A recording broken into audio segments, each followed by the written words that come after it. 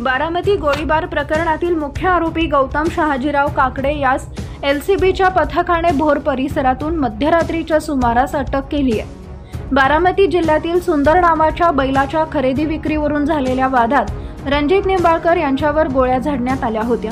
यात त्यांचा मृत्यू झाला। दरम्यान त्या प्रकरणात आरोपी गौतम काकडे यांना पोलिसांनी अटक केली आहे। रणजित निंबाळकर यांच्यावर गोळीबार झाला होता। गोळ्या झाडल्यानंतर गौतम काकडे फरार झाले होते। शुक्रवारी पहाटे रणजित निंबाळकर यांचा उपचारादरम्यान मृत्यू झाल्यानंतर रविवारी गौतम काकडे यांना पोलिसांनी अटक केली।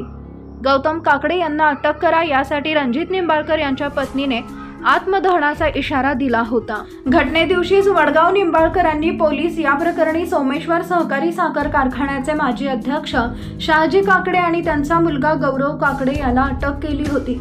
काही दिवसांपूर्वी निंबूत येथील गौतम काकडे यांनी फलटण येथील रणजित निंबाळकर यांच्याकडून सुंदर या शर्यतीच्या बैलाची खरेदी केली होती। 37 लाख रुपयांमध्ये हा व्यवहार ठरलेला होता। त्यामध्ये रणजित निंबाळकर यांना 5 लाख रुपये गौतम काकडे यांनी विसार म्हणून दिले होते। उर्वरित रक्कम कागदपत्र पूर्ण करून देण्याचं ठरवण्यात आलं होतं।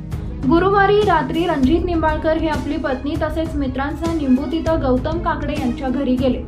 त्या ठिकाणी रणजित निंबाळकर यांनी उर्वरित रक्कम द्यावी किंवा विसाराची रक्कम घेऊन बैल परत करा असं सांगितले। तुम्ही कागदपत्रांवर सह्या करा, तुम्हाला सकाळपर्यंत पैसे मिळतील असं गौतम काकडे सांगत होते। यातून दोघांमध्ये झालेल्या वादातून गौतम काकडे यांचे बंधू गौरव काकडे यांनी रणजित निंबाळकर यांच्यावर गोळीबार केला।